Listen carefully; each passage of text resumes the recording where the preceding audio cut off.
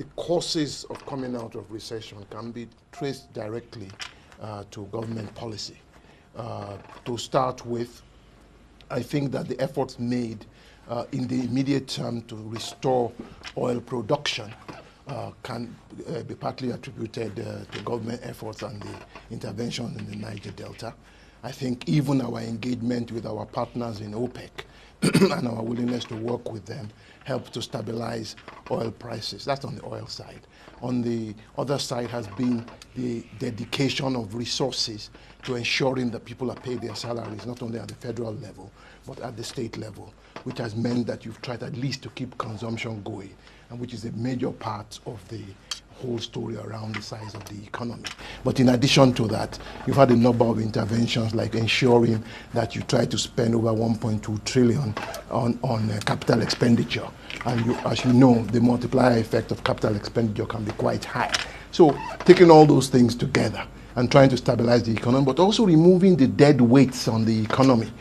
For instance, the outstanding debt on joint venture areas of about 6.8 billion and having an arrangement to try and pay it off, helping now beginning to let people know that their debts will be paid in the power sector to contractors. So people, you've removed the debt overhang, then people can begin to have more confidence in the economy and to begin to invest. So yes, there are factors that may be outside their control because they are global factors. As you can see, South Africa, Brazil, Russia, they've had problems. But in the context, it's the policies you take in your own context that help you to see whether you're addressing the problems for your own context. Perhaps the investments that have been made in agriculture, which was in positive territory throughout the recession, would then begin to bear fruit. Don't forget that we are in planting season, we haven't started harvesting. But there are massive interventions going on in agriculture. I'm sometimes amazed at some of the work that has been done in agriculture in the very short term. The amount of rice being produced in Kebbi, in Jigawa, in Ebonyi. We went and I think commissioned a mighty rice milling plant in Kebbi the other day, Wakot mills, and there are kind of investments going on in sugar in Niger State. There's massive investments in agriculture around the country, pineapples, bananas. Why is the food which is being produced not getting to the tables? And I think the first point is to accept that there are bottlenecks in the distribution process, particularly transportation, right? So transport prices were high until they started coming down recently. Diesel prices, for instance, have crashed now. So even the cost of moving trailers around is coming down. Then, of course, there were all sorts of difficulties around moving goods, and that's why government paid a lot of attention to seeing what can we do with the rail transport. How can we get the rails, the narrow gauge, by the way, up and running so that by the time you begin to move goods across the country using the narrow gauge, you will begin to sort of reduce the prices of transporting food. That's one factor. The other factor is, of course, that incidentally, because of the exchange rate factor, it became more profitable for people who have forex to come and buy up the food in order to export it. And so add that to the problem that we haven't yet overcome the problem of post-harvest food losses, which are very, very essential. Trying to preserve what has been produced so that not only can it be transported and exported, but it can be adequate. So yes, there are difficulties in that chain, but they are being tackled. The important thing, half the solution of the problem is to realize there's a problem and begin to think through what can you do to tackle that problem. But I'm sure that as people respond to the incentives in agriculture, as even the prices are an incentive for farmers, so as people respond to the incentives in agriculture, you will see more and more supply. As we tackle the issues of post-harvest losses, as we tackle the transportation constraints, we will be able to produce the volumes that will help to bring food prices down. I think the first thing to say about the development process, and I wish like to emphasize it all the time, it is a marathon, not a sprint. You are not going to do 26 kilometers in the time that Usain Bolt does 100 meters. That's the first thing I want to say. The second thing I would like to say is that, yes, coming out of the recession is an indication that the economy is beginning to ramp up. So what you look at are the indicators. The stock market is picking up, for instance. The financial sector grew by 11%, for instance. The bounce from the oil sector was almost 17 percentage points. And if you know that the oil sector is 8% of the economy and influences another 50 to 60% of the economy, what is happening is that when those sectors begin to pick up, then the other additional sectors that have traditionally, in the short run at least, traditionally dependent on those sectors, they will also begin to pick up. So some of the services around the oil sector will also begin to pick up. And that's why you see with finance, for instance. But I think it's also important to emphasize, and I keep saying this, that the results will also show in agriculture, sooner rather than later. But it's true right now that, of course, inflation has eaten some of the purchasing power of incomes. But I think we must also be credited for trying to make sure that at least those who are employed are being paid. At least making sure that people have money to be able to meet their basic needs and intervening in that direction. But now trying to create the conditions that the private sector will begin to feel business optimism and now begin to expand, because some of the profits I'm seeing now, that I'm hearing now, are heartwarming in some of the fast goods, fast-moving consumer goods, for instance. They're beginning to pick up. They're making good profits. The agricultural sector, the oil palm producing companies, for instance, have done very well. Because of the backward integration or substitution process, as it were. Indeed, and that is a natural, and that's why I keep saying that we must keep our eye on the ball.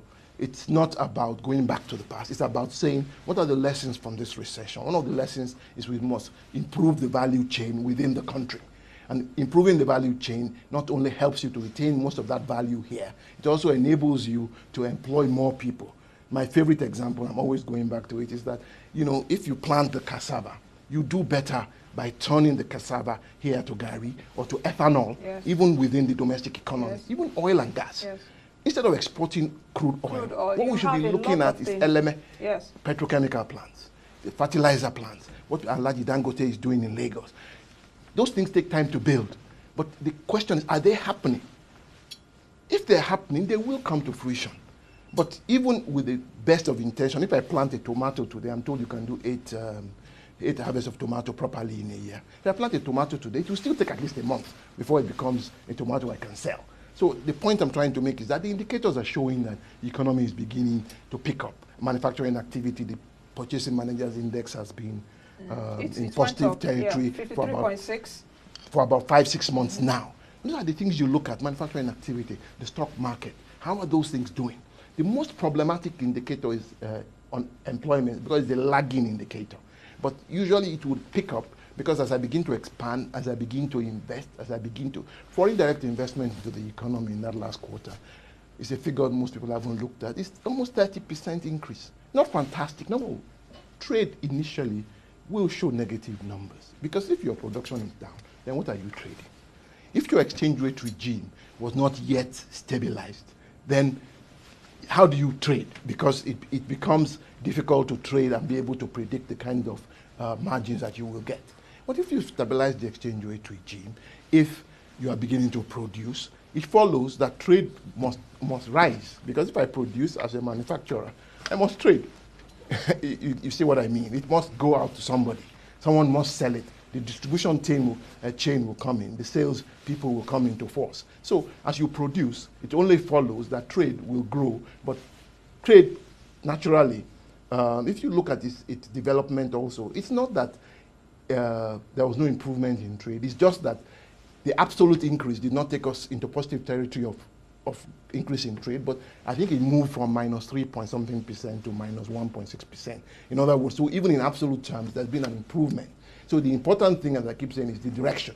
If the direction is upwards, all efforts must go into trying to make sure that the direction is, we keep that direction. And as the Statistician General has said several times, and I tend to agree with him, we must see it in particular phases.